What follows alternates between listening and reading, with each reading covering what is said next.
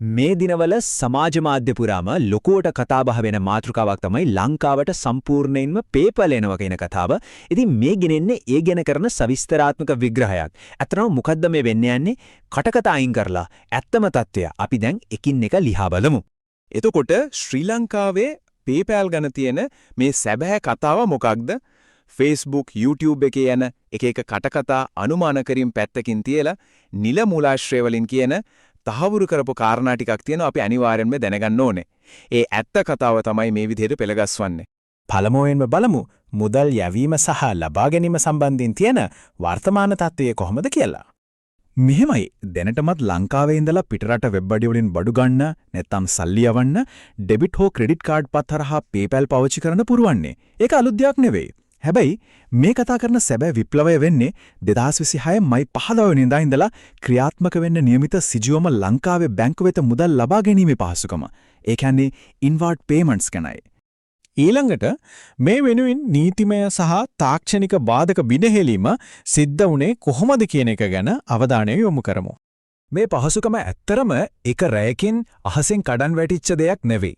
ශ්‍රී ලංකා රූපවාහිනී සංස්ථාව වගේ ප්‍රධාන මාධ්‍ය ජාල වාර්තා කරලා තියෙන විදිහට ඩිජිටල් ආර්ථික අමාත්‍යාංශය ශ්‍රී ලංකා මධ්‍යම බැංකුව ඒ වගේම පෞද්ගලික බැංකු පද්ධතිය කියන මේ හැමෝම එකතු වෙලා තමයි මේ වැඩේ කරලා තියෙන්නේ. කාලයක් තිස්සේ තිබුණු ලොකුම නීතිමය සහ තාක්ෂණික බාධක ඔක්කොම වගේ මේ වෙනකොට සම්පූර්ණයෙන්ම ඉවත් කරලා ඉවරයි. ඉතින් මේ මුළු කතාවේම තීරණාත්මකම දවස තමයි මේක. 2026 මේ 15. නිල මට්ටමේ වාර්තා පැහැදිලිවම තහවුරු කරන්නේ මේ කියන දිනේදී ලංකාවට ඍජුවම PayPal හරහා මුදල් ලබා ගැනීමේ පහසුකම නිල වශයෙන්ම ඇරමෙනවා කියලයි. ඒ කියන්නේ මේක නිකම් බලාපොරොත්තුවක් නෙවෙයි නිශ්චිත ඉලක්කයක් තියෙන වැඩපිළිවෙලක්. මේක ඩිජිටල් සේවකයන්ට සහ ෆ්‍රීලාන්සර්වරුන්ට ලැබෙන කොයි වගේ විශාල ජයග්‍රහණයක්ද කියලත් අපි තේරුම් ගන්න ඕනේ. අපි හැමෝම දන්නවනේ ලංකාවේ ෆ්‍රීලෑන්සර්ස්ලා එහෙම නැත්නම් අන්තර්ජාලය හරහා වැඩ කරන අය තමන්ගේ සල්ලි ටික ලංකාවට ගෙන්න ගන්න කොච්චර කට්ටක් යවද කියලා. බොරු විදේශීය ලිපින දාලා එක රහසික ක්‍රම පාවිච්චි කරලා තමයි PayPal පාවිච්චි කරේ. ඕනෑම වෙලාවක account එක block වෙයි කියන බයෙන් තමයි හිටියේ. හැබැයි ඒ කරදරකාරී කාලය දැන් ඉවර වෙන්නයි යන්නේ.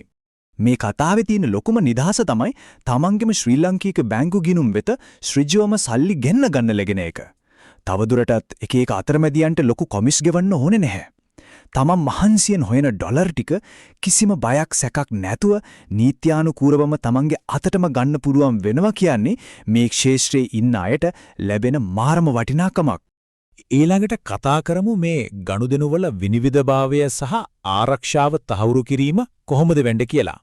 මෙතනදී මධ්‍යම බැංකුවේ කාර්යභාරය හරිම පැහැදිලි.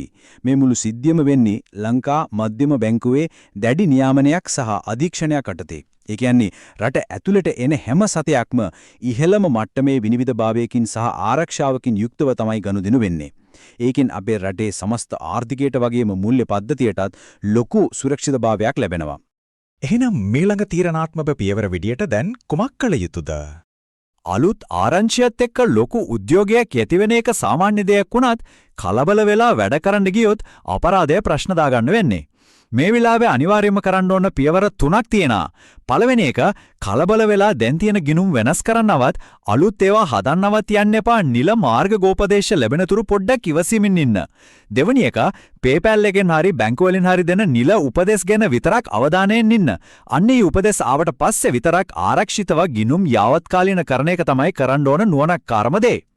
කොටින්ම කිව්වොත් ඉදිරි දිනවලදී නිල පුවත් සහ උපදෙස් මත පමණක් විශ්වාසය තබන්න. Facebook group වල යන එක අනාරක්ෂිත ට්‍රික්ස් පස්සේ යන්න ගියොත් සල්ලිත් නැති වෙන්න පුළුවන්. ඒ නිසා නිල ආයතන වලින් තොරතුරු වෙනකන් ඉන්න එක තමයි ආරක්ෂිතම ක්‍රමය. මේ විග්‍රහය අවසන් කරන්න කලින් ලොකු ප්‍රශ්නයක් ඉතුරු කරලා යන්න කැමතියි. 2026 දී මේ විදිහට ගෝලීය ඩිජිටල් වාණිජ්‍යයට දොරටු විවෘත වුණාම ලංකාවේ ඩිජිටල් ආර්ථිකය කොයිතරම් වේගයකින් පරිවර්තනයකට ලක් වෙයිද? අපේ ඊ-වාණිජය සහ ඩිජිටල් සේවා ක්ෂේත්‍රය මේ හරහා කොයිතරම් දුරක් යාවිද? මේක තමයි සමහර විට අපේ රටේ තාක්ෂණික ලෝකයේ හැරවුම් ලක්ෂය වෙන්න යන්නේ. ඉතින් මේ ගැන විමසිලිමත්ව ඉන්න එක අපේ අනාගතයට ගොඩක් වැදගත් වේවි.